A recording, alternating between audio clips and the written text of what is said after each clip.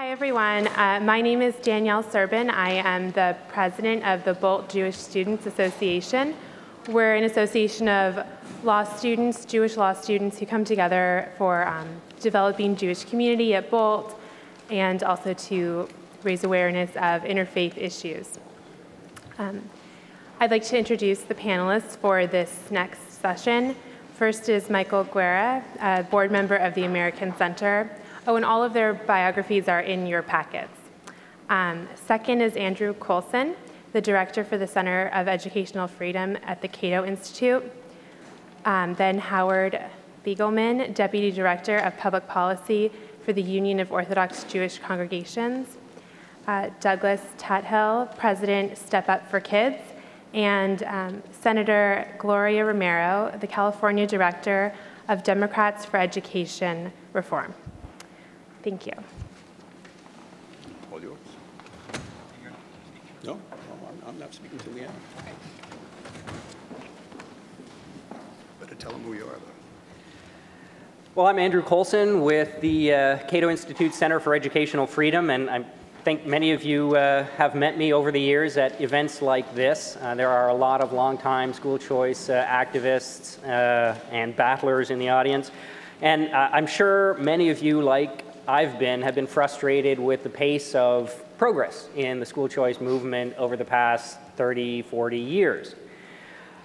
But while getting past something and growing existing programs has been the major challenge and the seemingly daunting, impossible challenge for the past generation or two, I think the challenge to come is quite different because we are making significant progress. Doug Tuthill will be talking about Florida's scholarship donation tax credit program. I won't preempt much of what he'll say, but he has 33,000 students involved in this program today. And after legislation that was passed last year, it's on track to grow by 25% annually in perpetuity, if they can, make sure that the demand rises along with the availability of money. If that happens, it will have 300,000 students in 10 years. That's well beyond the political tipping point. If you have 300,000 kids in a single state in private schools, thanks to a school choice program, you're eventually going to have everybody in that state in a school choice program because the parents who aren't eligible for it will demand the ability to participate. And the impact of having so many kids involved in a school choice program in Florida is going to put huge pressure on all the states around it. There's going to be a domino effect. Parents looking for better educational options are going to want to move to Florida. Businesses looking for a better educated workforce are going to want to move to Florida. And so Georgia, which also has a scholarship tax credit program, will be under pressure to grow it. And other states in the Southeast will as well. And so there's already a program that's on track to grow and to help create a domino effect for other states. And that's not the only thing that's going on right now. There are a dozen private school choice bills, or it might even be 13 private school choice bills currently introduced in this session alone in state legislatures around the country. Some of them have already passed. In Indiana, I believe, a voucher bill was just passed. Wisconsin is likely to pass something. South Carolina is debating a wonderful scholarship tax credit bill. So we're likely to see a lot of growth in private school choice in this country in the next 5 to 10 years. A lot of these things are going to pass either this year or next year. And that means that we have to shift a little bit of our emphasis, or we have to be ready to very soon now shift our emphasis from trying to get something done to getting something done right. We still have to maintain the challenge of overcoming arguments against school choice. We have to look at the arguments that the opposition is bringing towards us, bringing to us to oppose the passage of school choice bills. And at the same time, we have to make sure that the bills we're passing are good because they're going to pass. And it's hard to correct legislation after it's been passed. So we have to be sure that what we're doing today is really going to fulfill our goals and live up to our promises in the coming decades. So one thing I wanted to do was look at what to me is the only really compelling argument against private school choice programs. I mean, we've all heard reams and reams of arguments against it, and most of them are vapid and most of them are self-serving. But there is one that has some substance, and it's the argument used by the ACLU and the ADL and a number of other organizations based on constitutional clauses and laws at the state level called compelled support clauses. There's one in particular in Virginia that is very often cited. It's the Act for Establishing Religious Freedom. And among other things, it declares that no man shall be compelled to frequent or support any religious worship, place, or ministry whatsoever. Why? Because it goes on to say, to compel a man to furnish contributions of money for the propagation of opinions which he disbelieves is sinful and tyrannical. Now, that's a pretty eloquent statement, and not surprisingly, it was authored by Thomas Jefferson and supported by James Madison. The big problem with this argument against private school choice that funds religious education is that it's probably right. It is tyrannical to compel people to support kinds of religious belief and instruction that they may object to on a very fundamental level. So our problem is, how do we avoid creating that compulsion? Fortunately, it isn't that difficult. It is possible to come up with private school choice legislation that will ensure universal access to private schools, both faith-based and secular, that does not violate this compelled support clause or any other around the country. And Florida's program is one example of that. The difference between voucher programs and tax credit programs like Florida's or Pennsylvania's or Arizona's is that under a voucher program, all taxpayers are compelled to support every kind of education that is authorized under the school choice program. In a tax credit program, one of two things happens. If it's a personal tax credit, it just cuts families' own taxes if they pay for their own children's education. So if you send your child to a Catholic school, the state cuts your taxes. You're the one spending your own money. There's no compelled support there. If it's a scholarship tax credit program, you choose the scholarship organization to which you donate your funds. So in Arizona or Pennsylvania, for instance, there are dozens or hundreds of different scholarship organizations. There are secular ones, there are ones that have no particular faith mission one way or the other, there are Catholic, Muslim, Christian, huge varieties of scholarship organizations, and the taxpayer chooses the organization that gets their funds. And then after making the donation, they get a tax cut. And so the donation may cost them little or nothing. When you do that, you avoid the compelled support that is so problematical. So it is possible to advance private school choice without running into this problem, overcoming this one reasonable objection to private school choice programs. But for the sake of argument, what if we don't do that?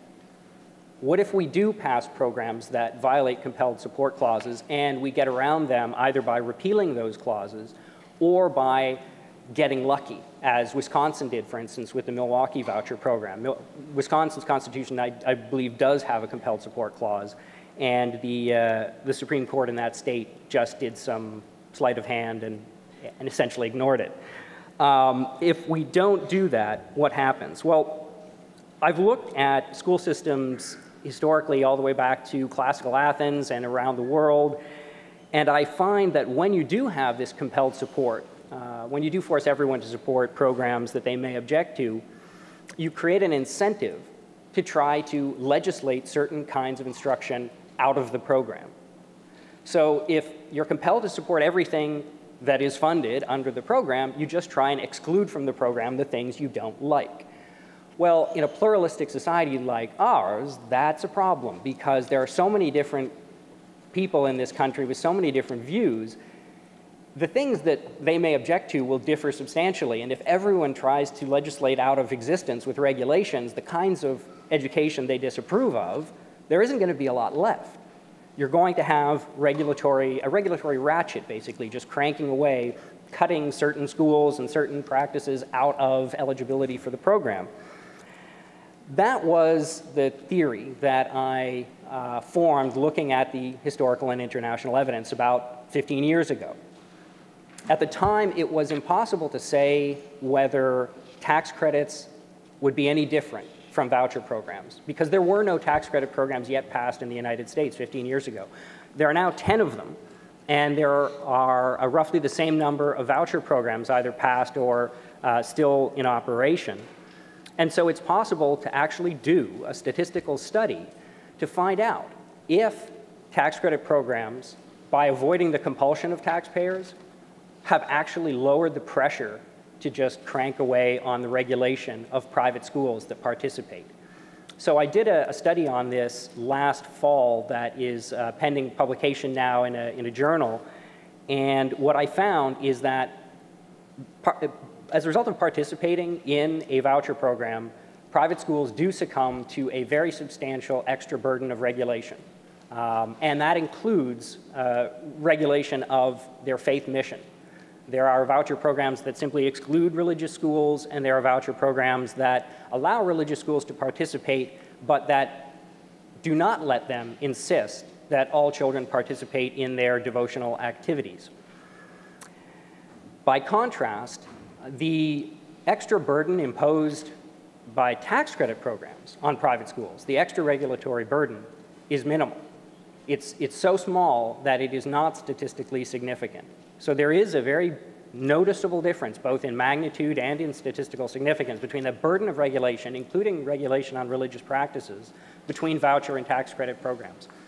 So it looks like there is a way to expand universal access to school choice without compelling taxpayers in a way that violates their convictions, without causing social conflict, and without causing a regulatory ratchet mechanism to click away and wear down to a tiny nub the range of private schools that can participate.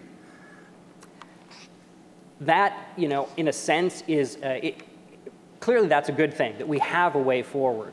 The challenge is to look at this evidence now and decide whether this is something that is a real concern to us before we go forward in the next year or two to pass school choice programs all over the country that are going to be with us for decades.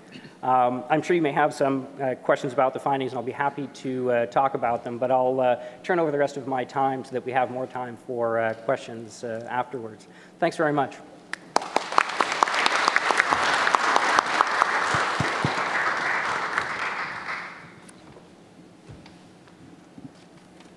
So we're here in Berkeley for a faith-based school choice conference on April 1st. What kind of prank is that? By the way, I don't know if Superman wants to pray or not. He was created by two secular Jewish immigrants in the 1930s.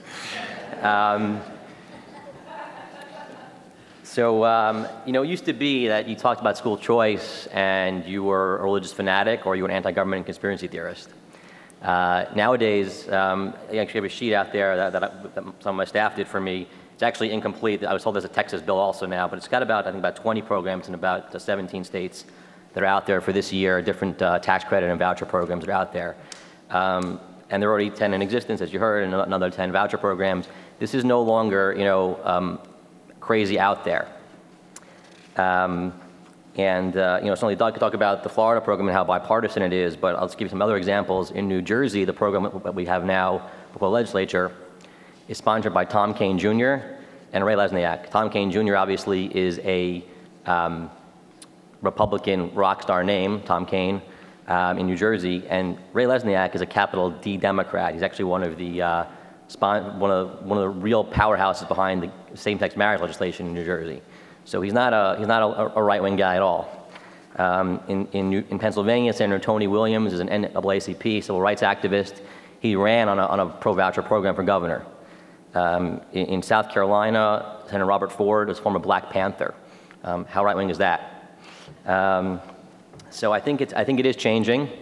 I think we're seeing it becoming more commonplace and more centrist and acceptable.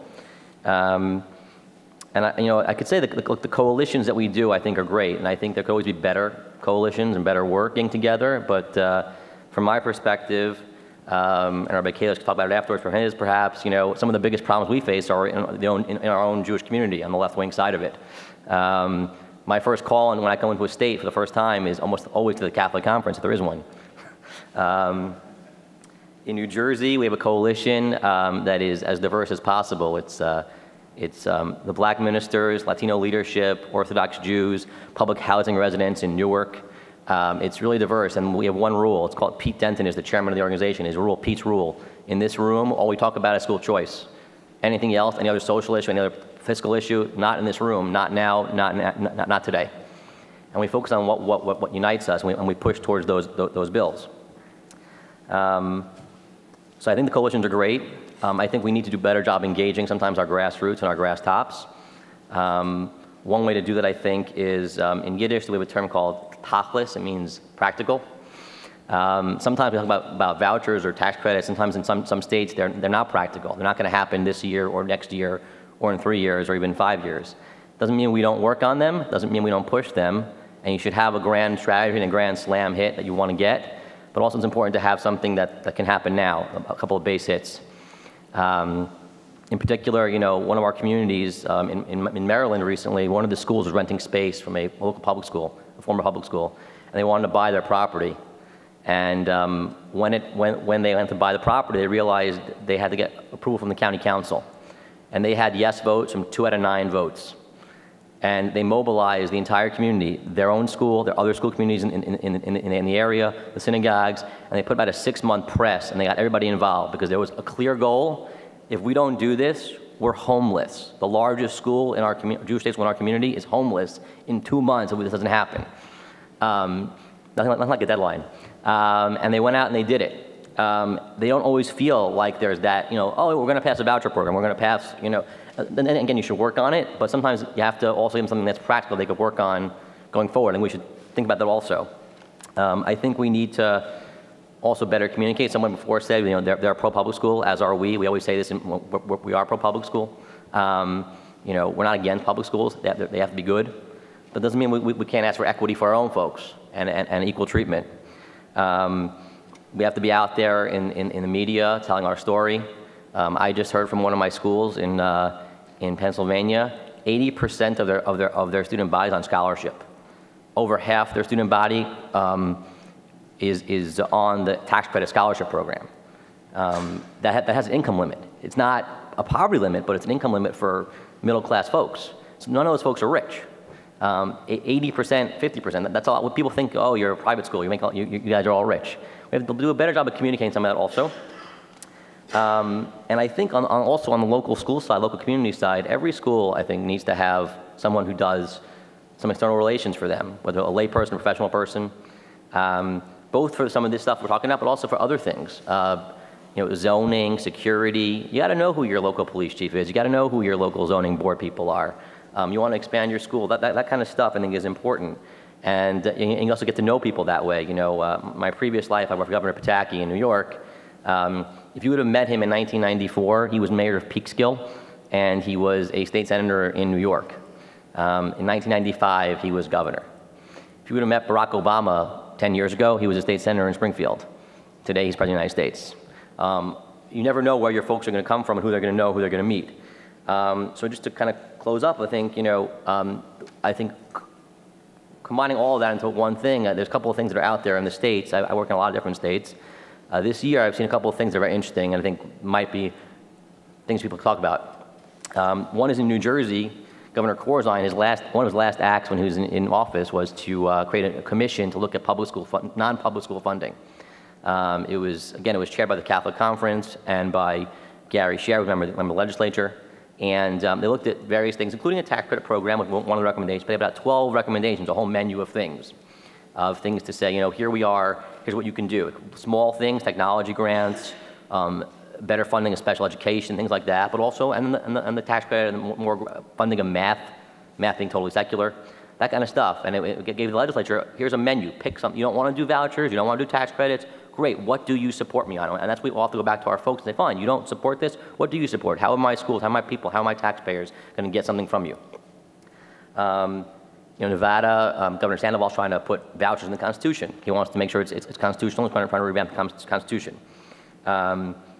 Florida this year, Governor Scott recommended education savings accounts. For us, from my perspective, that's a grand slam. The best thing that could ever happen in school choice would be the government either pays for secular education totally, as we heard before, or they at least give you some money, or they pay for your teachers, or whatever, however they want to work that. That's a creative, bold idea. It's fantastic. It helps folks save for college if they want. It's a bunch of different things. It's a great idea, and no one thought about it until this year, I think. Obviously, we do need to work on Blaine in some places, and some of the compelled support clauses that were mentioned. They're in 39 states, plus DC. We all want a robust First Amendment. None of us want government coming into our schools telling us what to do. But we also want to repeal, clauses that are bad. And just one last thing, someone mentioned before, we live in an era of transparency and accountability. And sometimes stuff we're going to pass is going to require our schools and our communities to decide, well, I don't want to participate in that because I don't want to be that transparent. I don't want to be that accountable.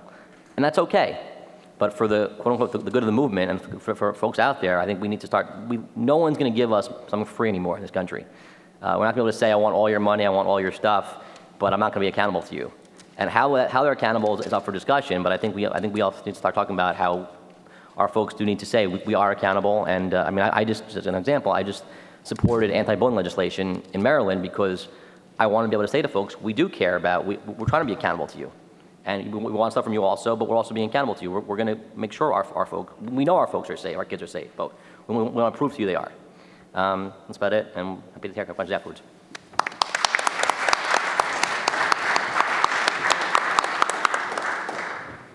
Does anybody mind if I speak from sitting? Thank you. My name is Doug Tuthill. I'm president of Step Up for Students. We're a nonprofit C3 in Florida, and we're the primary funding organization for the tax credit scholarship program in Florida. What I'd like to do real quickly is go over how the program works, what the status of the program is. You heard a little bit about that already. We've been pretty successful, and I want to tell you why I think we've been successful and maybe some implications for what we've learned in Florida for the larger movement. The way the tax credit scholarship program works is we have a corporate income tax in Florida.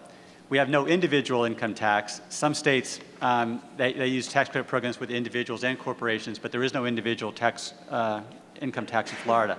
So we have a corporate income tax. Corporations are able to get a one-to-one tax credit by donating money to a qualified nonprofit that's part of the program. So suppose you're Raymond James and you owe $1 million. Currently, you can give up to 75% of that $1 million liability to a nonprofit organization, Step Up for Students. And then you pay the government $250,000 because you've taken your liability from $1 million to $250,000, and we now have $750,000. Low-income families then apply to our nonprofit, and if they're poor enough and meet a couple other criteria, then they can qualify for a scholarship. So that's basically how the program works. In 2004, 2005, we had 10,000 students on scholarship. 07, 08, we had 21,000. This year we have 33,000. Next school year, we're anticipating 40,000.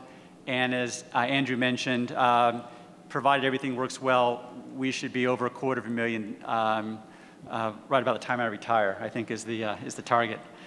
So we're growing right around 20%, 18, 20% per year, and that growth get more healthy over given the legislation that we just passed. In terms of money that's been raised, we raised $40 million in 02. We raised $82 million in 06. We raised $118 million in 09. Last year, we raised $140 million, and this upcoming year, we'll raise $175 million, and the year after that, we'll raise $225 million. So you can see from a growth perspective, both in numbers of kids and in dollars raised, we're doing pretty well.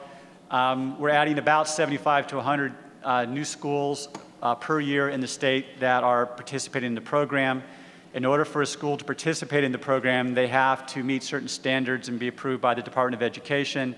There are currently over 1,200 schools that are currently eligible to participate. And like I said, we're growing about 75 to 100 schools per year. Some demographics on the program that I thought you might find interesting. Again, these are, well, let me talk about how, these are all families on free and reduced lunch. The average family of four in our program has a yearly income of $26,000 a year. so a fairly low-income group. Scholarship this year is worth $4,100. The average school tuition in our schools is about $6,100, so there's a $2,000 gap. The way that gap is usually dealt with is the school splits it with the family. So the school will eat about $1,000, and the families will kick in about $1,000, which frankly is an extraordinary thing to me. Imagine a family of four, $26,000 a year. Per student, you take out of pocket and raise $1,000 to participate in the program. So they have some serious skin in the game, and they're highly motivated consumers when it comes to their choices. And I was telling some folks last night at the reception, they're not afraid to move their child from one school to another. They're very demanding, because you can imagine with that kind of contribution from the family, they're very demanding, and I think that's a good thing. 36% of our children are African American, non-Hispanic. About 28% of our children are Hispanic. About 26% are white, non-Hispanic. And there's about 10% that are a mix of, Asian and multiracial, et cetera. A little bit different than the demographics here at UC Berkeley. In terms of schools, about 75% of our schools are faith-based schools, and about 84% of our children attend faith-based schools. So most of the kids are attending faith-based schools. In terms of different denominations, 24% of our schools are non-denominational, 12% are Catholic, 12% are Baptist, 4% are Lutheran, 4% Seventh-day Adventist, and then it goes down from there. But we have a little bit of everything: Islamic, Episcopal, Methodist, Jewish, Presbyterian. It covers the whole gamut. So that's the status of the program. Why have we been successful? There's a 527 in Florida, a PAC, which is called, it's affiliated with the American Federation for Children. It's called the Florida Federation for Children. One of the primary reasons we've been successful is we spend about $1 million every other cycle in local political races, which in Florida is a lot of money. In House races and Senate races, we're probably the biggest spender in local races. Because the Republican Party is fairly solid on our issue, most of the money we're spending is spent in Democratic primaries. And so we're battling in the Democratic primaries, and I think that has a huge impact. I'd like to say people do it because it's the right thing, but that $1 million every other cycle gets people's attention. Like I said, we tend to be the biggest spend, not the C3, the 527 tends to be the biggest spender, and that has a huge impact on the issue. And that's certainly part of the reason that we're flipping the Democratic Party. Some people mentioned how bipartisan the program is. When we first started, we only had one Democrat in the entire legislature supported the program. Now we have about half of the Democrats. We have almost the entire Black caucus and almost the entire Hispanic caucus, and I'll talk a minute about why that is. So about half of the elected Democratic officials in our state legislature are consistently voting for the program, which is a huge thing. So it's a fairly bipartisan deal. We are all about parental empowerment. This is not a school subsidy program. The money goes to the families, and the families are free to choose any one of those 1,200 schools. I think that's a huge difference between our program and some other programs around the country. In some instances, individual schools set up a tax credit program and you really use it to subsidize their individual school. And if a family wants to leave, they lose the scholarship because it's only school specific. Ours is a genuine portable program, so it really is about parental empowerment, and they can take that scholarship to any school that they like. Second, we embrace what we call the empowerment model of school choice. And there are really two major models out there in the world that I live. There's the failing schools model of school choice, and there's the empowerment model. The failing schools model says that if you're in a school that is quote unquote failing, however that's defined by the state, then you should be allowed to rescue your child from that school and go to another school. The empowerment model is somewhat similar to what Joe talked about earlier. It really says that all parents should be empowered. It's a fundamental human right. It ought to be a fundamental political right that you have the right to educate your child in any way you see fit. And it also acknowledges that even though a school may be a tremendous school for lots of children, every school is can be a failing school for some child. And so if your child is struggling, then it doesn't matter how the state labels that school. The favorite story I like to tell is many years ago, I helped create the first international baccalaureate program in St. Petersburg. And it not because of me, but it quickly became one of the top IB schools in the world. Incredible accolades, you know, it was just this phenomenal place. It still is an extraordinary school. My younger son, when he got ready to go to high school, decided he wanted to, you know, try it out and go to Dad's IB program. It was a nightmare. It was an absolute nightmare for my son. It was a failing school for my particular son. I could fill this room up with very fluent people saying it's the greatest thing ever happened in the history of education. For my son, it was a failing school. And so we exercised choice. We got the heck out of Dodge and got him in another program. So the empowerment model really says one size doesn't fit all, you know, and you really need, you need to empower educators, by the way. We talk a lot about this too. You need to empower educators to create way more diverse options. One of the big challenges we have in this country isn't just disempowered parents, it's also disempowered teachers. In a teacher union model, by the way, it's built on systematically disempowering their own members. That's another story.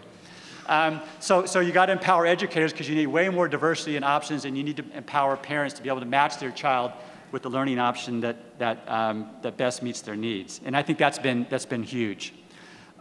We appreciate the fact that, like I said, it's a fundamental right. Every parent, rich, poor, white, black, it doesn't really matter, ought to have the right to match their child with the learning environment that best meets their needs. But in a world of finite resources, we focus our resources as a tactical priority on high poverty family. And so that's another reason I think we've been very successful, is because we make low-income families the face of the program. It's all about parental empowerment, and here's the face. The overwhelming majority of the folks on our program are Democrats.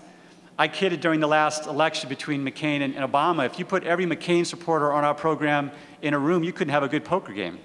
You know, I mean, it's a very strong Democratic audience. And so we put those people in the face of Democrats and say, how can you deny this parent the right to educate their child in the ways that they need? How can you deny them that tool? And that's gone a long way, that and all the money, has gone a long way towards creating this cognitive dissonance amongst Democrats. And real quickly, the key in Florida, I think, in addition to the money and the other things, in terms of flipping the Democratic Party, has been the flip of the black middle class in Florida. And that black middle class, over time, has taken the African-American politicians with them. And here's basically how it's worked. When we desegregated the schools in Florida and ended Jim Crow, thankfully, because we lacked the political ability and will to bus white families into the black communities, we basically shut down the black schools and bused the black kids into the white communities. Well, when you did that, you wiped out a tremendous part of the social infrastructure in the black community, right? I mean, you got churches, you got schools, you got barbershops and beauty parlors, but there's some fundamental pillars in the black community. We wiped out all those schools. And it was devastating. It was absolutely devastating. But what's happened with our program and with a couple of other sister programs, we have a voluntary pre-K program, we have a scholarship program for kids on exceptional ed. Those programs have allowed black churches, Hispanic churches, community groups who in the past have had sort of small child care programs to begin to grow those programs. And so you're seeing an explosion on the supply side. And those schools are now financially viable. You can now run a school for high poverty families, and it's financially viable. And so you're seeing an expansion of those programs. So now you have ministers all over the state signing petitions saying, we love this program, we want this program, and you guys understand the role of the black church in the black community and in black politics, right? So when you go into campaign in the black churches, you have to, you know, you have to talk about this issue. And so the black ministers have really flipped the politicians. That's really brought most of the black politicians and Hispanic politicians over to the program, and that's been huge in terms of changing the political dynamic. So that's 30,000 foot, so thank you. I'll pass it on to Gloria.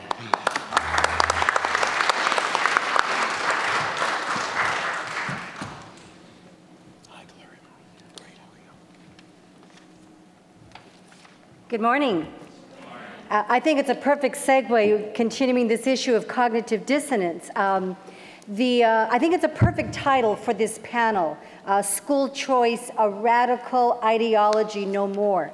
And yet, the Wall Street Journal proclaimed that the bill that I wrote, a simple little bill, the parent trigger law, that's what it's been called, the Wall Street Journal argued that this was the most revolutionary law you've never heard of. And so I look at it, and exactly, let me begin by saying I'm a Democrat. I was the majority leader of the California State Senate. I was the Democratic caucus chair. I represent East Los Angeles. And I don't know if there are too many Republicans in East LA. This is as Democratic as you can find. But I come out of the civil rights movement. I became the chair of education. I'm well aware that the roots of Brown versus Board of Education lie right here in California, in Mendes versus Westminster. And I was very proud when I saw President Obama hang that Medal of Freedom around the neck of Sylvia Mendes, the daughter of the Mendeses, who originally marched into a court of law to demand rights for Mexican-American children in California. That was 1940s California. And of course, Thurgood Marshall, we all know the story there. It's basically you draw the links between what occurred with a nascent civil rights movement in California to the proclamation of the most important civil rights piece of legislation in education, Brown versus Board of Education. But I began to look at California schools. 6 million children in our school system. Over half are children of color. Over half are Latino students, African American, Native American, Asian American. I won't go into the statistics, but basically we find statistics where African American students, almost 40% of our African American students dropping out of school. 36% of Latino children dropping out of schools. I was at Jordan High School with Secretary Arne Duncan just a couple of weeks ago in Los Angeles, in South LA. Did you know that today, not when Brown versus Board of Education was passed, but today in 2011, at Jordan High School, 1%, that's 1% of students at Jordan High School are proficient in basic mathematics. How do you compete in a global economy? How can Superman even figure out how to fly at 1% proficient? And those numbers you can replicate throughout the state. You know, when I take a look at California, and before I was the chair of the Education Committee, I was the chair of the Prison Reform Committee. So I have been in more prisons in California than you care to imagine, but for nothing that I myself have done. Don't get the wrong message there. 70% of our inmates don't have a high school diploma, and I believe in personal responsibility, but this isn't about character. This, you draw the connections. This is about the lack of quality education. And as I looked at California, understood California, I quickly understood. It's about zip code. This is about the lack of choice. We define public education on 5 digits. Talk about 5 degrees of separation between yourself and the American dream. I can look at a zip code in California and I can predict with great reliability what type of education future those children are likely to have. Our prison system begins to do prison construction, how many more beds we need, at quite the cost more than educating a child, by looking at 4th grade proficiency scores in English language arts and mathematics. We start early to start incarcerating. So I knew that if we don't educate, we will incarcerate, and that's exactly what we've done in California. In a state where African Americans are 7% of the population, African Americans are 40% of the condemned in San Quentin, not too far from here. It doesn't make sense. It's not about personal responsibility. Those 5 digits are profound. And to me, I look at this great state and we look at the nation. We took on, in housing, we took on fair housing. We overturned the racial restricted covenants which had denied African Americans and Latinos, Asian Americans, to be able to buy housing in particular neighborhoods based on zip code. That was overturned. Community colleges, higher education. We took on zip code some 20 years ago. There was a comparable debate then about zip code, about neighborhood control. That's changed. So today in California, a student, you have to graduate first, right? A student can enroll in any community college in whatever zip code of their choice. You can enroll in any Cal State University. You can enroll in any University of California system.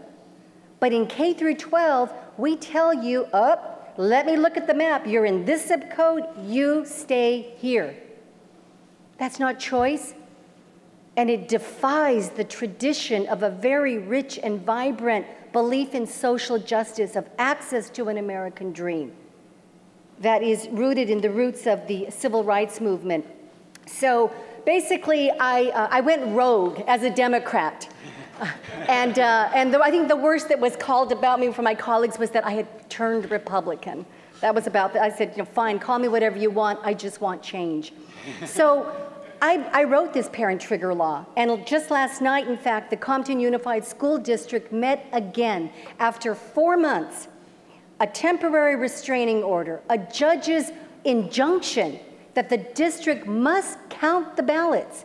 The district last night proclaimed at their board meeting that they couldn't validate a single signature from the parents who boldly had the courage to simply, like that preamble to our Constitution, we the people, we the parents, because that's all the parent trigger law does.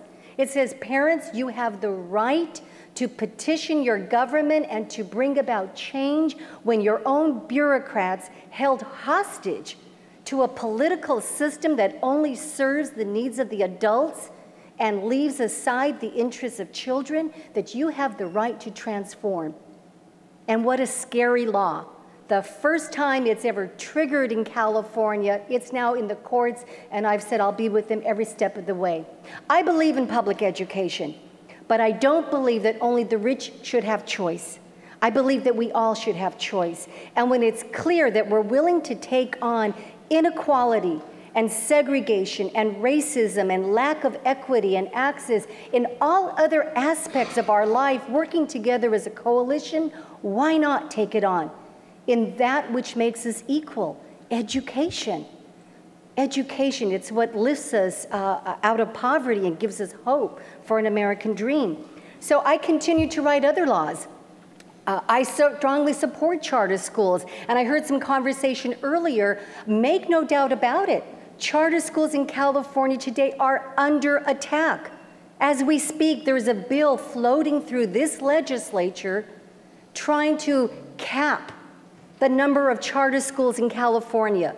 The public won't stand for that, but the legislators, just like me, but depending upon political interest to get elected, unless you're willing to finally say, ya basta, enough, I've had it, and start writing laws that really look out for parents first and children. So I strongly support charter schools. I wrote bills called open enrollment. 20 other states in the nation have this. So I think if the question is to really not make it a radical ideology any longer, let's forge a broad coalition. But also, let's take on public education. I think as Thurgood Marshall and Brown versus Board of Education would have imagined it, that if choice is good, let's begin in that most basic institution which makes us equal, and to me is the premise of the American dream. Education. Open enrollment, which says that parents have a right to move a child out of a school that is chronically failing. And in California, we have these lists. We call it a watch list. And that's literally just what happens. We watch it like you watch paint dry on the wall. Nothing ever happens. And that's where you finally have to say, I'm going to write these bills. Open enrollment. I'm taking my kid out. You need to change. Districts of choice, so that a district itself can say, we're open for business. We welcome you to come in. So I've supported heritage schools as well, and making sure that in our heritage schools in California, there are opportunities for parents to educate their children with public dollars attached to this. So I think there's much that we can do. As a Democrat, and again, too, somebody who took on this system and paid dear the consequences for it, I do believe, though, that the fixes are not going to come from our legislature. I tell people in California, the good news is we're a blue state. The bad news is we're a blue state, because you get that political paralysis. But education and social justice should be nonpartisan. This should be about understanding that education begins with, as Cesar Chavez said, who I marched alongside, and yesterday was his birthday, that this is about educating the heart. And all of us, especially coming from a faith-based perspective, should believe that the most profound education is that which touches the heart. And if we're going to make a change, whether it's in California or whichever state in which we're trying to simply give parents more choice in whichever school setting they so desire to enroll their children, then I think we've got to forge a coalition. The answer here in California is not coming from the Capitol in Sacramento. It is just too beholden to political moneyed interests. But we have the courts, litigation, and the initiative process. My hope is that at the end of this day and as we go forward, we figure out, working in a broad coalition, to try to figure out a path forward. If they could do it in 1940s California, we should be able to do it in 2011. So I thank you for your participation in this conference. It's a big tent. It's a big coalition. Superman can fly, and I think, quite frankly, Superman should be able to do whatever Superman pleases. After all, he's Superman. So I look forward to figuring out what we can do and what we will do. And if we believe that education is the civil rights issue of our time, then we need to start acting like it. We need to start acting like it. We cannot be complacent. Dr. Martin Luther King marched and went to jail, and Cesar Chavez engaged in fasting. We have to think about more profound ways, because I will guarantee you, the public is ready and wanting and waiting. Choice has meant something in California and in this nation since the very first court cases went forward. There's a changing demographic that understands we'd rather build schools than build prisons, but if we do not have greater change in the schools we operate, we're going to be stuck with the consequences of a failed prison system in addition to a failed education system. So let's act like we really mean it, that education is the civil rights issue. Let's forge the coalition. I think we can do it. Thank you.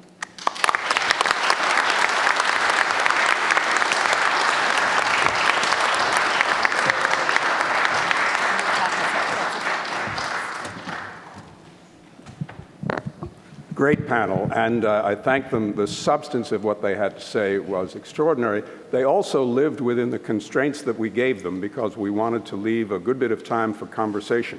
So we told them 10 or 12 minutes, and they all did that. This required that they speak rapidly. Now, that comes naturally to native New Yorkers, but it's a learned skill for everyone else. So I thank them for that. We will open this up for questions. We have microphones at either end, and there's also a floating microphone with our floating executive director. I would make just a couple of brief comments about what we've just heard. First of all, the stereotype that school choice is a partisan issue has been put to rest. We have two self-proclaimed and legitimate Democrats. One, Doug, is a recovering teacher union president, I believe.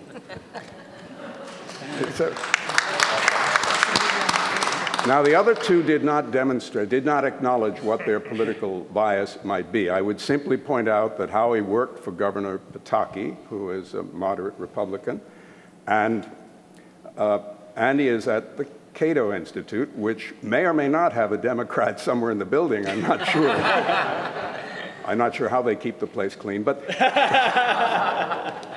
I take it back. I take it back. But this is not a partisan issue, and there are lots of people who come together in a room, as Doug pointed out, and they say, let's talk about what we agree on, and let's not fight about all of these other things. And we can agree about choice, we can agree about kids, we can agree about families. So there's something very positive there. Also, the politics of the issue. There's a stereotype that choice, broadly defined, is a dead issue politically, that the powers opposed are simply too powerful, and we need to narrow the focus and maybe work on this little piece or this little piece.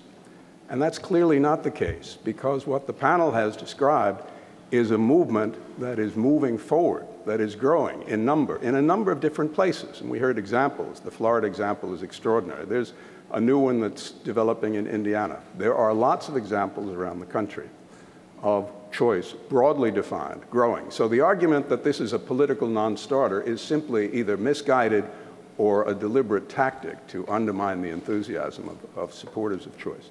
That's a great contribution for which we're grateful. Having said that, let's open this up to comments and questions from the floor. It's a very interesting dialogue, and they've given us a good start. Thank you. My name is Maral Malawad. I'm the CEO of Fame Public Charter Schools, and I've been a charter school developer for 12 years, helped open 19 charter schools across the country. I want to thank especially the former senator, being now from California, originally from Florida. She stuck to her principles and did not succumb to special interests or anything like that, so she's truly an extraordinary woman. And I also want to say, I want to emphasize her comment about us being under attack. Many of you may recognize from my headscarf that I am Muslim. And when we initially started, myself and some fellow teachers in the charter movement 12 years ago, I was called a right-wing Christian homophobic. So that was interesting. And then when they figured out that I was not a right-wing Christian, I became an Islamic terrorist. And our schools are very public. We do not teach religion. We actually grew out of a local homeschool movement, so there was no affiliation with any other school. But we are fighting daily here in California just to keep that option alive, let alone, you know, other school choice options. So I just wanted to share that with the community here. Additional comments, questions? Thank you. Joe?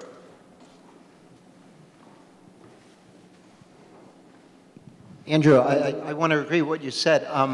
Going back to Jefferson, if we may, I actually dealt with that issue in my book, The Last Freedom. And I find that Jefferson's argument is less compelling today than it was then.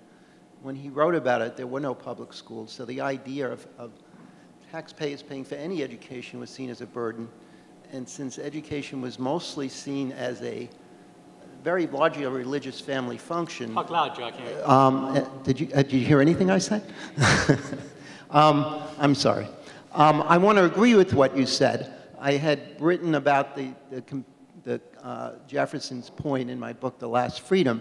I find it less compelling today than it was when he wrote about it, because when he wrote about it, there was no such thing as public schools. There was no tax burden on anybody to educate. It was a private function, mostly a religious function.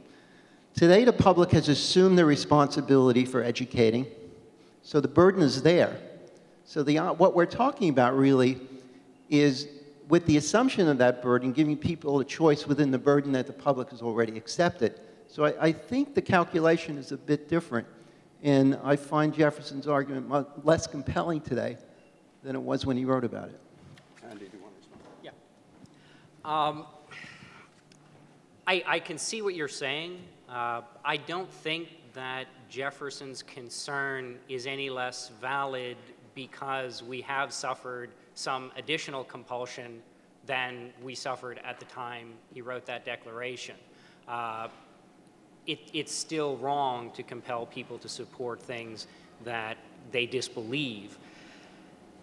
And we can actually see in the public school system the problems that that compulsion causes. You already have in the United States a history of about 150 years of social conflict over what is taught in the public schools on sex education, on the theory of evolution, on just about any subject. Even reading instruction has been, cause of social conflict in the public schools. And the reason is that there is only this one official organ of education, and everyone has a choice. We can either take what it offers, or we can try and wrest control of it so that it teaches the things that we want. And, either one of those is going to be a source of social conflict. It's also the case that education tax credit programs, by eliminating this social conflict, even the level, eliminating this compulsion, even the level of compulsion that we have in public schools, stand to offer not just an improvement relative to, say, vouchers, but also to the public school status quo. The reason we haven't had a history of religious wars in this country is because there has been no religious compulsion. If we can move towards an education system that also eliminates compulsion, we're going to see a lot less conflict than we do today. And just to give you one example of the kind of thing I fear as for compulsion compulsion of taxpayers under school choice programs. There was a private school in Florida about 8 years ago that expelled a student for being gay. They had a policy of not accepting gay students, and it somehow came to the attention of the school administrators that one of their students was homosexual, and they expelled him. Now, that school was not participating in any school choice program of any kind, and it was a private school that had the right to decide its own admissions policies, and so nothing ever came of it. It wasn't an issue for social conflict. Imagine if that school was receiving voucher funding. Would libertarians and most liberals accept that schools funded by government vouchers could expel gay students? Probably not. There would probably be a rule passed, a regulation passed as a result of such a case forbidding it. But then would conservatives want to fund voucher schools that catered specifically to homosexual students or that had a policy of openness towards homosexual students? I think that would cause social conflict. And these are even beyond religious concerns. So I think this is a really serious concern. If we want to avoid social conflict in education, not just religious conflict, it's best to try to avoid compulsion. Yes. Yeah. Thank you. In our last session, we heard a refinement of our strong... Would you identify yourself, please? Oh, Ray Burnell with the California Catholic Conference. Thank you. Ray. In our last session, Darla refined our strong moral argument with that sense of urgency, the argument of urgency. Doug, I heard you with another refinement in the argument of empowerment and empowering educators. That's a new nuance. I was wondering if you could elaborate a little bit more on the empowering of educators. And Gloria, I'd love to hear your perspective on his elaboration. Thank you. Well, several speakers have talked about the frustration of lack of supply. And that lack of supply is really caused by the difficulty of creating new options for families. Certainly, if you're in a school district, it's almost impossible. It is impossible, frankly, for a group of teachers to get together and say, we want to create our own school and do our own thing, because it's all sort of top-down command and control. And so what you find is that as a parent trying to find opportunities for children, they're very limited. And I certainly have experience, in my own situation, trying to help raise children and finding didn't have nearly enough of options in order to meet each child's need. And so I think when we talk about empowering parents, along with that, we have to talk about empowering educators to create way more diversity in terms of options. And out of that, I think, will come a much more dynamic system. If you only empower parents but don't empower educators to provide more supply, the system's not going to work the way it needs to work. Gloria? Let me just say that I strongly believe in parent empowerment. My mother had a 6th grade education. I have a PhD. I think it tells you that really I understand the power of education in transforming a life, and her advocacy that each one of her 6 children would simply just graduate from high school. Parents, I believe, what I would love to see is for us to embark on a Know Your Rights initiative for parents. Many states do have a number of options available to parents for greater choice in public education. They simply don't know about it. And then oftentimes for those laws that are there, of course the status quo comes down to try to block and confuse the issue. And that's where we turn to the courts and stronger initiatives if need be. But I think ultimately, the essence of a democracy, the essence of a social movement is with people. And in education, I don't think we're going to move very far if we don't engage parents, not just involve them, but really empower parents to really be, call it the CEOs, whatever you want, of their children's education. They're the architects of their children's future, and I think we need to really address parents as such. If I could make one more comment. As somebody who has a long history in the teacher union movement, I understand the psychology and the positioning, messaging of the union. And what they want to present school choice as an attack on teachers. And so part of the reason I try to include teacher empowerment in my rhetoric and my framing is because I want to attack that particular argument. That I think school districts, school boards, and teacher unions actually collaborate to disempower both teachers and parents.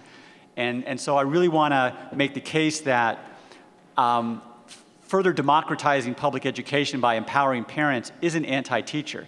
It may cause heartburn in terms of the teacher union business model, which requires a highly centralized command and control system because they have an industrial union model that collectively bargains with a centralized entity. And as you create more decentralization, it threatens their business model and threatens the power of the school boards.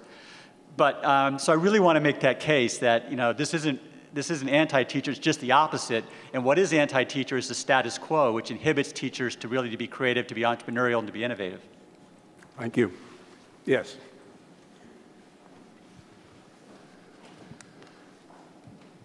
My name is Claire, and I'm a student at the law school. And I don't have any children.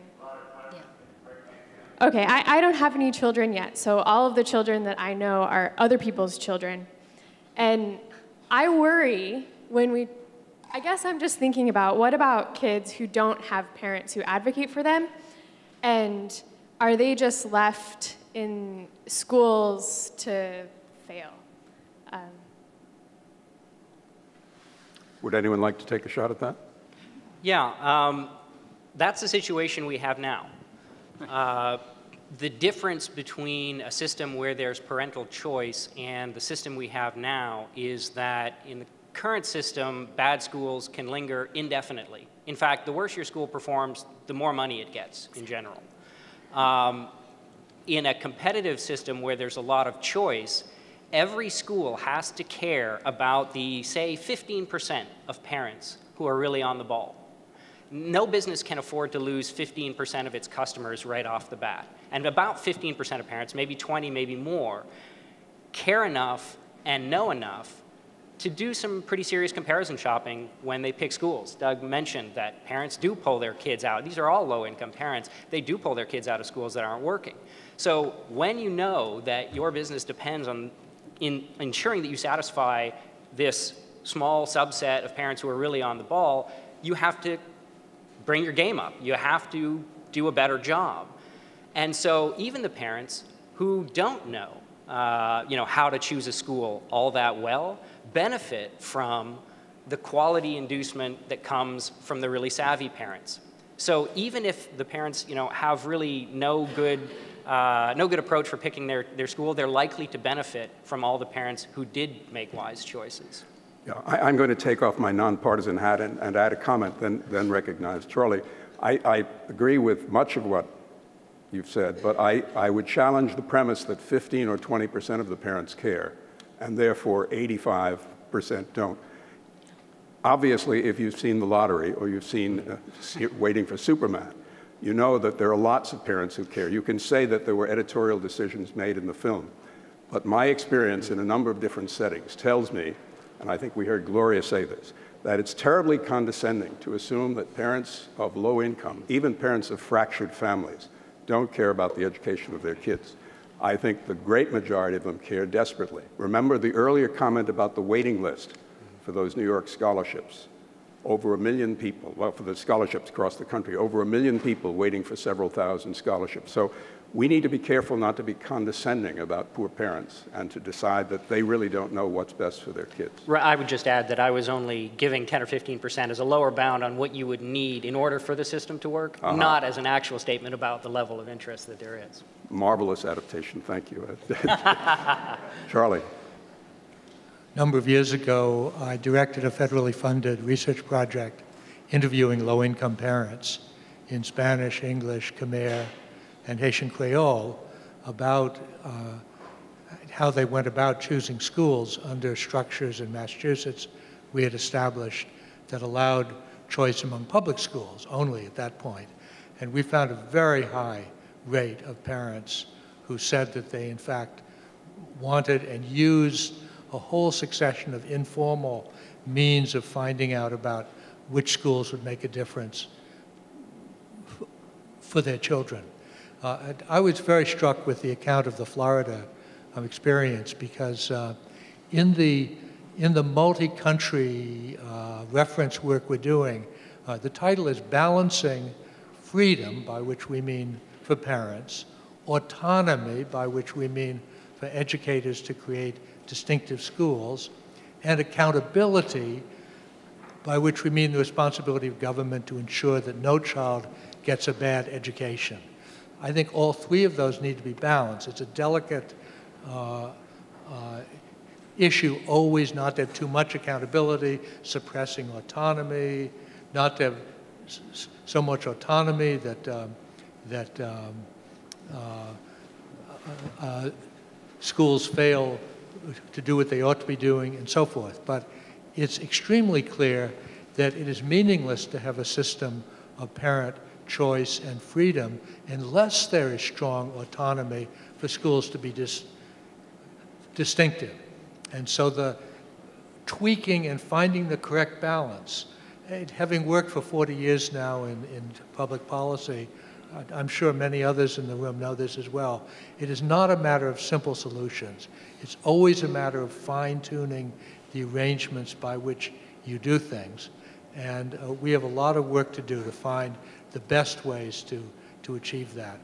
And just on a last note, my mother was for 20 years on the Los Angeles School Board and was a great fighter for civil rights and human rights.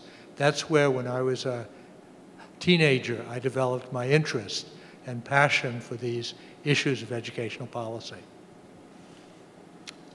Parental values being passed on. Other comments, questions? Jack? Oh, I'm sorry. Yes.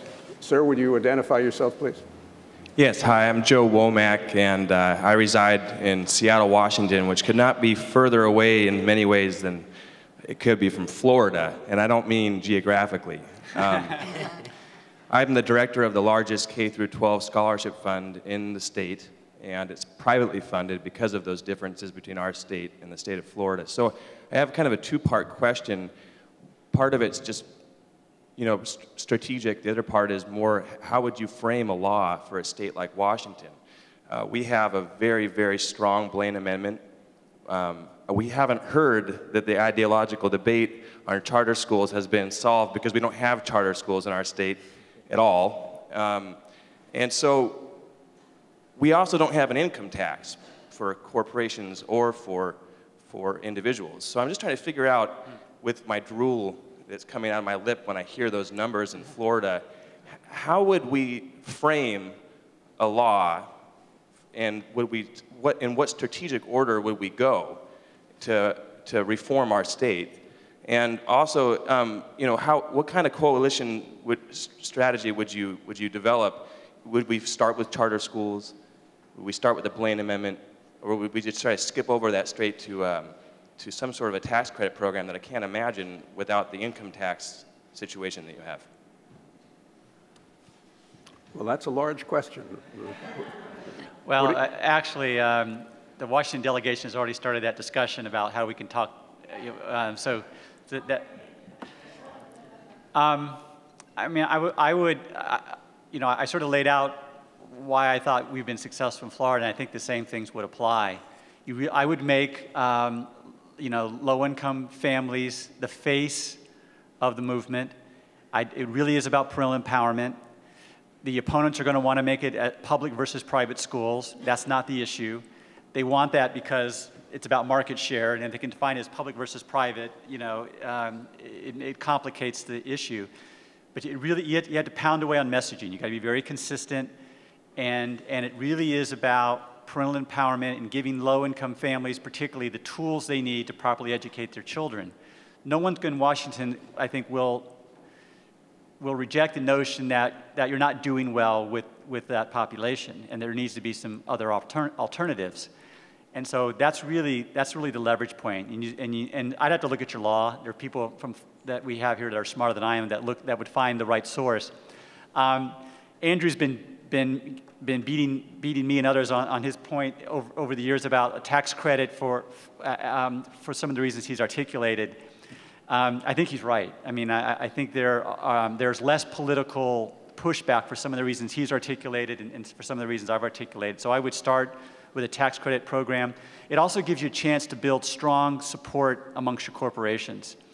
And that's huge politically too. So if you have you got some incredible corporations in Washington. If you can create a scenario where they're comfortable, you know, where they're really wrapping themselves around low-income people, particularly low-income people of color, and that becomes the face of the program. It makes it easier for Amazon or Microsoft or some of the other folks out there, Starbucks, whomever, to come forward. And once you start getting the corporate community comfortable with it, you know, you're really going to put your liberal Democrats in a very difficult position. Fawn. Well, and I just wanted, my understanding is that the tax credit law doesn't bring the Blaine Amendment into effect. Is that correct? Yeah, the chief problem with the Blaine Amendment is the use of government money.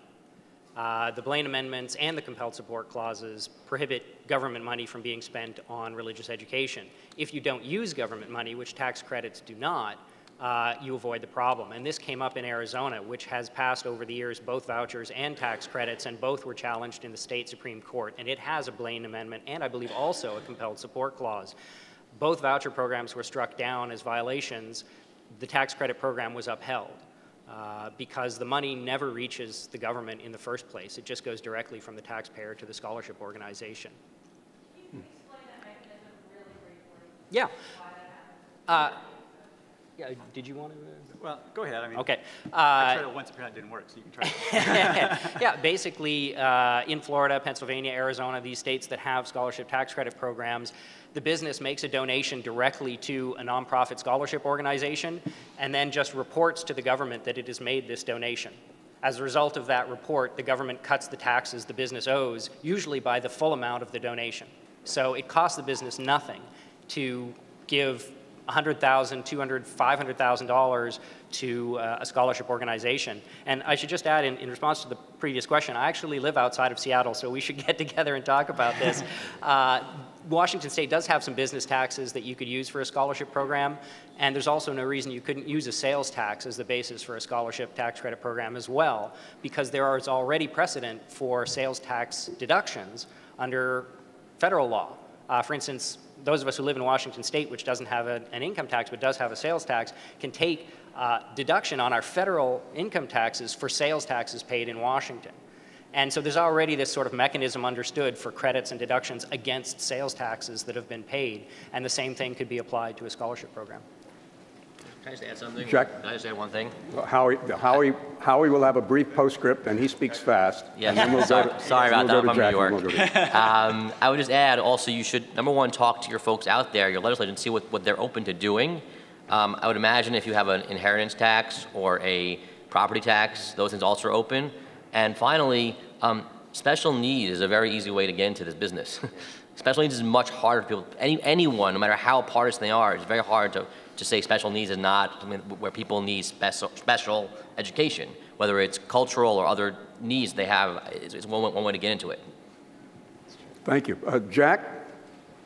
Just a very short thing for you to think Microphone about. Close to the mouth. Very short things for you to think about. One is that the title voucher or the title tax credit doesn't disclose necessarily what the real meaning of the ultimate words of a piece of legislation or an initiative which can freeze whatever you want if you succeed into ultimate law.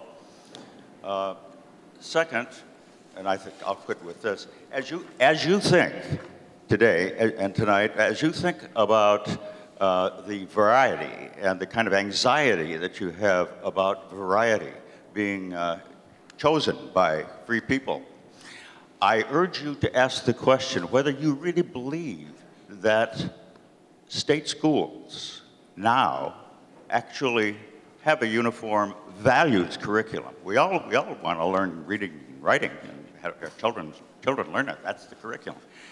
What parents choose is, in addition to mere success and those basic curricula, is some kind of value that they've picked out that this institution represents. If I read the paper correctly, there are 25 issues on which the public school teachers of this country disagree and project in their classrooms. They can't help it. They're humans and they project it. I call it the bingo curriculum. And I think you ought to think about it first as a constitutional question as to whether, if that were the case, people are being exposed to something which may have an unjustified kind of foundation in the constitutional premises. And secondly, that it is simply a mirror of what people could do explicitly. People could choose those teachers for the values that they teach now, but do it explicitly and get what they want. Peter, would you bring the microphone here, please? Thank you. Joel Kirshen, Lutheran Schools, California. I have a really quick question, and I'm sure there's an obvious answer to this that I'm just not seeing. Why would states, which are facing huge deficits right now, give up all this corporate tax money to give to somebody knows the answer? Yeah, it saves the state a ton of money. In Florida, they conservatively estimate that we saved $40 million last year. And basically, that's the difference between the $4,100 scholarship and what the state and local governments give to schools to educate children. That $40 million, by the way, didn't even count a capital cost. That is, you know, they assume that if our program went away tomorrow and 33,000 kids went back into the school districts, and we have, by the way, a class-size constitutional amendment, that there'd be no construction costs associated with it. Well, everybody knows that's ludicrous. So that $40 million per year is a gross underestimate of what we save. But every year when our bills come up in front of the legislature, it's scored as saving the state money. So it's actually, it helps the state. Yeah, just to put a number on it, the official analysis by, I forget what the acronym is, APAGA? APAGA, it's sort of our GAO kind of.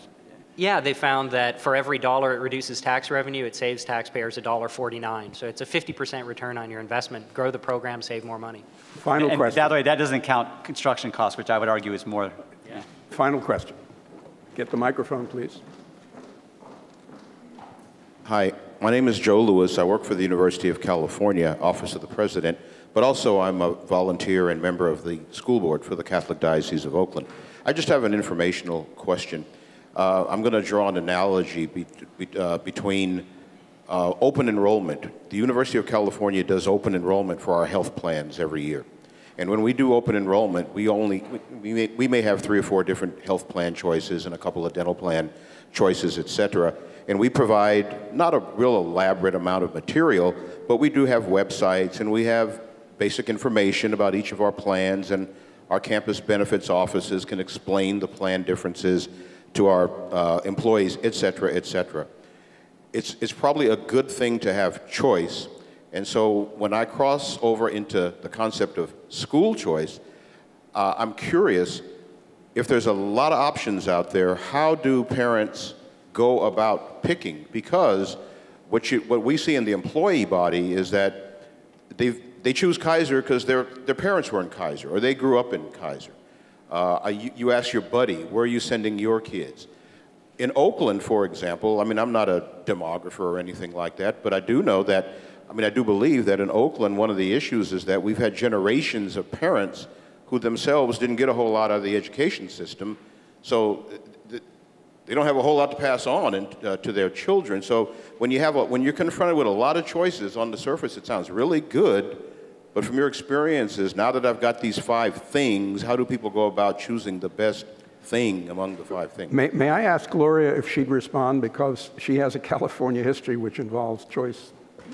I think your question is what frames the issue for what I've argued for. We need to launch a Know Your Rights, Know the Law initiative, public education campaign for parents. If you go on the California Department of Education website, I don't think parents would even know that there are open enrollment opportunities. I still see many parents who really do have that Orwellian language that they think that a program improvement program is a good thing rather than a sign that the school has been chronically failing. So I think fighting for rights has to be enjoined and have it accompanying it a whole launching of an education campaign to have people understand that a charter school is not privatization. You don't have to pay tuition. There's a lot of opposition and a lot of just misinformation out there, deliberate misinformation from those who have opposed choice in public education. But you're absolutely right. There was a study that was done just not too long ago, and the results came out this week saying that most people get their information about education from basically people that they know, somebody that they know. And so we've got to launch a major initiative campaign, I think, to have people understand their rights, the law in education. I'm going to have to cut it here. We're running out of time, and we have to set up for the luncheon. Is that correct? I want to thank our panel. They were terrific. You were terrific.